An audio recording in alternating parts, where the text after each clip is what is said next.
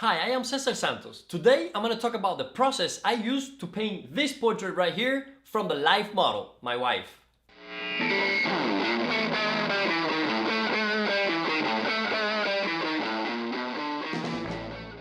We have been getting used to a lot of free education online, including the videos that I've been uploading weekly to have a dialogue with artists and people that love art. The best concentrated, in-depth type of education cannot be free. My college years were not free, the time I spent in the academy in Florence was not free, and also the research, the traveling, the copies, they didn't come without costs. But the cost my education had was worth it, because I became an artist and I make a living out of creating art, not teaching art. As soon as I started showing my art out there, I started getting a lot of requests to show my technique, to share how is it that I do my paintings.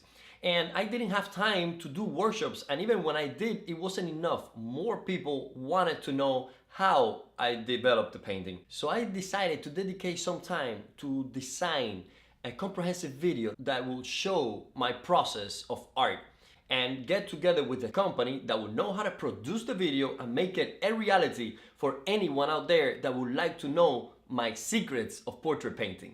And yes, I'll be making money for my efforts, but it will also give you the potential to learn the techniques, master it, and also make a living from your paintings. Here is a bestseller instructional DVD that I created a couple of years ago, and I keep promoting it because it keeps making me money, but the main reason is it has improved the art of many artists out there. The video is also a statement for the contemporary academies that are not teaching the traditional way to build a painting in a successful way. If you cannot attend one of these few traditional academies out there, at least you will have a complete set of instruction, a window into how to build a painting in a traditional way. The entire video is about 20 hours of detailed instructions. Because I tell you what I'm thinking, I show you the palette, how I am organizing the colors, and also how I apply them on the canvas. So you'll be witnessing pretty much everything that's going on to make this portrait.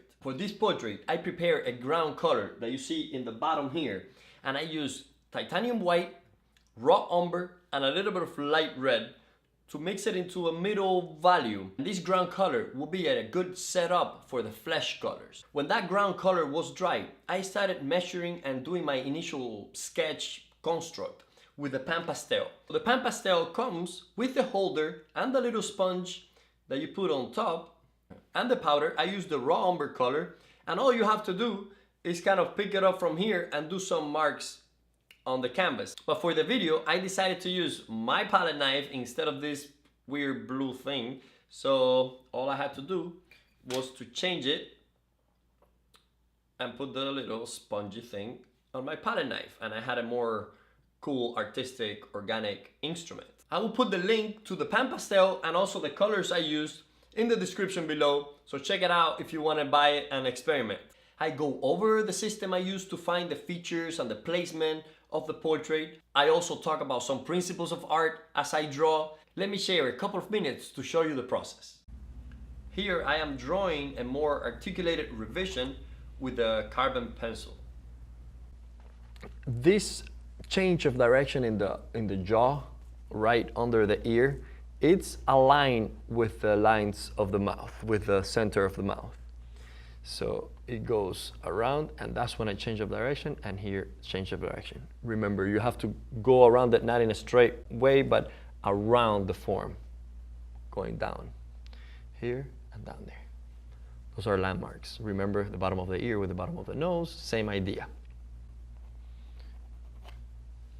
To have a strong drawing, also remember, too many straight lines will make it lack movement. Straight lines are always gives us in nature that dignity, strength, but it doesn't give us a lot of movement. So to add movement to the painting, you want to think of combining those straight lines that give strength and combine them with curves, because curves are always moving. And you don't want to have only curves, because then you're losing that strength. Everything is kind of curvy and soft, and you lose the character. So you want to have a nice combination of straight straight and more curved lines.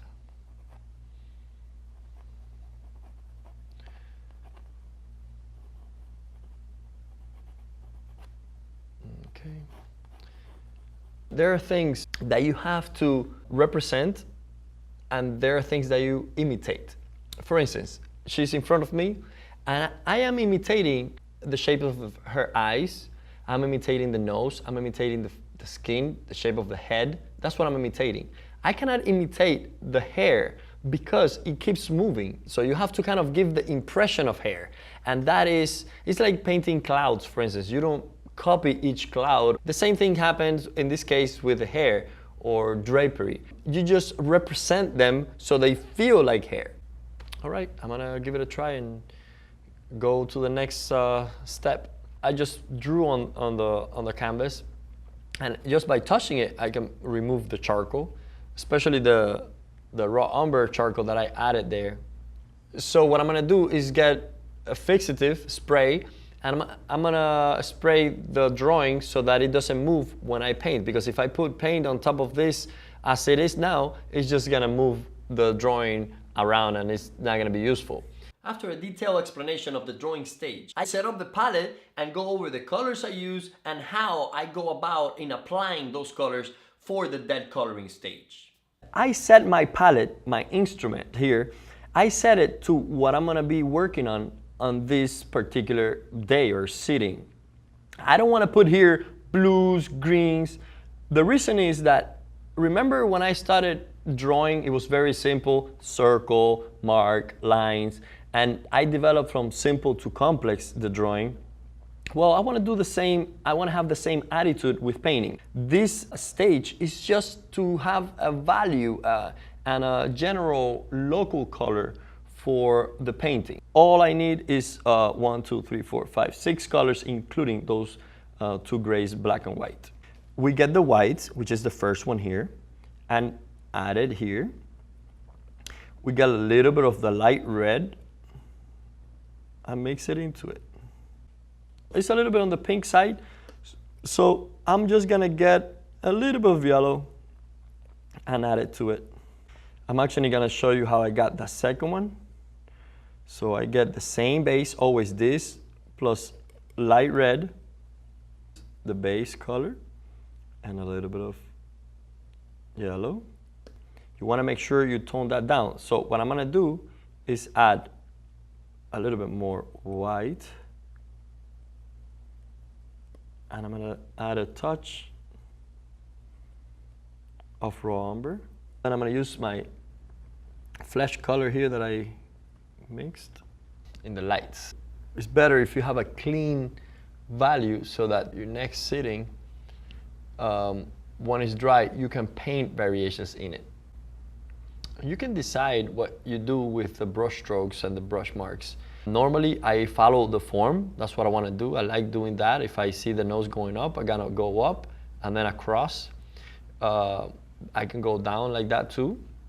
So there are different ways to do it. Also, the amount of paint you put. Maybe you want to be more like thin and go like that. Maybe you want to be more aggressive and just get a lot of paint and just put it there. That's all fine, that's all style. When the underpainting layer is dry, I set up a new palette and describe the colors, the new colors that I put in it, go over the pre-mix and the flesh complexions that I'm mixing beforehand, and show you the process of application for the first painting to be successful. And this is for the second day, it's our first painting stage. We're gonna look at more subtleties in color. We're gonna be finding volume, drawing, and the right color. First, we have titanium white, the one I mentioned yesterday. This is Winsor & Newton Griffin Alkyd. That is a fast drying titanium white. After that, we have light red. That is this color. We have yellow ochre pale, raw umber. Also, my raw umber comes from Winsor & Newton. Cadmium red, that's the brightest red you want to be using. The more experience you get, the better you get at going directly at the color. Sometimes you just have to figure it out first and try a couple of times to see which one is it. But after a while, you kind of know, you become familiar with your palette and really know what effect this is gonna have on the painting. And if you see it, doesn't mean that it's real. It's just an effect, an optical illusion.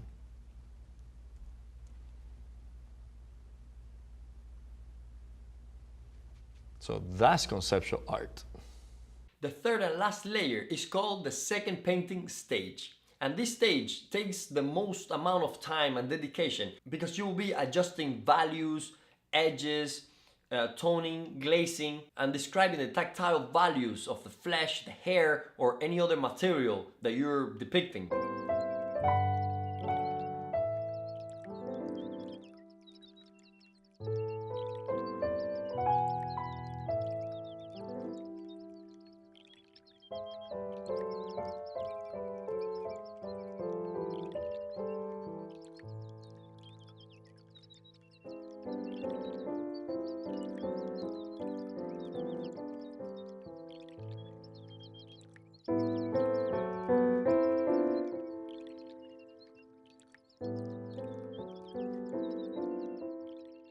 This has been a brief presentation of what my video Secrets of Portrait Painting entails. Remember, the secrets are not the mediums you use, they're not the brushes you use or the pigments, not even what projection device you use. The camera oscura is not the secrets of the masters, as David Hockney tried to present and suggest. The ultimate secret is to understand and control how to build a painting using the concepts of form, values, and color, and how to treat your subject depending on what you want to say with your art. Let's wrap this video up. The secret is no more than loving what you do, expressing it in ways that will touch the heart of few,